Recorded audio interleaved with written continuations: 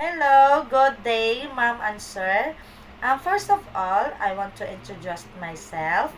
My name is Bill Grace T. Villamor. I am a 31 years old Filipino and Roman Catholic.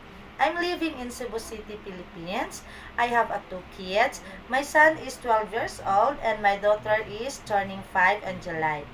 And I have six siblings and I am the third of my siblings. I have three brothers and two sisters.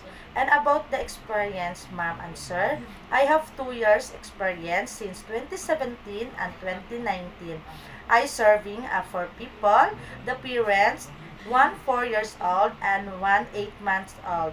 And I'm doing house cleaning, cooking, child care, gardening, and car washing. And about the promises, I promised, if you choose me, I am a joyful, understanding, kind person, trustworthy, and honest. Thank you, ma'am and sir. God bless.